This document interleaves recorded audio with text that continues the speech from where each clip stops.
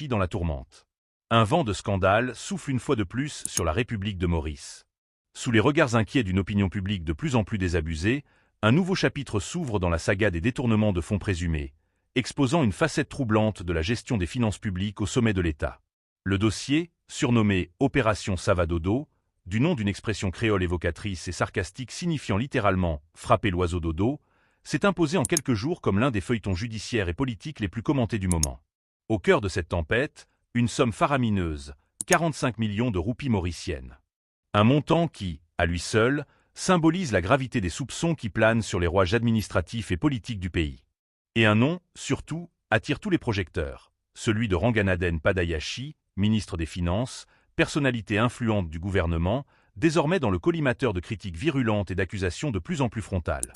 Tout commence par une enquête de routine, lancée par les autorités de surveillance financière, qui s'attarde sur une série de transactions jugées atypiques, dissimulées derrière des montages administratifs complexes.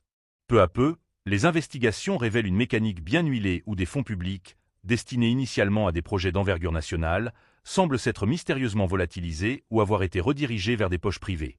L'affaire prend une dimension politique lorsque deux figures de la société civile et du paysage judiciaire, Bicessure et Ségolame, montent au créneau.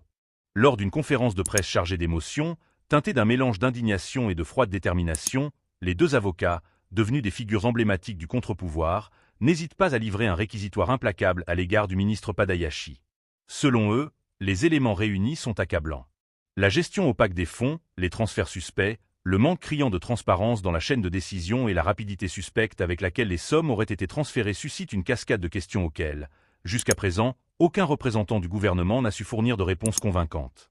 L'affaire Savadodo résonne d'autant plus fort qu'elle cristallise de nombreuses frustrations accumulées depuis des mois par une population meurtrie par une inflation galopante, des scandales politiques en série et une crise de confiance sans précédent envers les institutions. Chaque jour, les médias locaux décryptent les moindres rebondissements de ce dossier explosif, révélant au grand jour les dessous d'un système où les intérêts personnels semblent, une fois de plus, avoir pris le pas sur le bien commun. La réaction des autorités ne s'est pas fait attendre, du moins en apparence. Le bureau du Premier ministre s'est fendu d'un communiqué sobre, évoquant la nécessité de laisser la justice suivre son cours, tout en rappelant la présomption d'innocence. Une formule de circonstance qui n'a fait qu'attiser la suspicion dans une opinion publique qui exige des réponses claires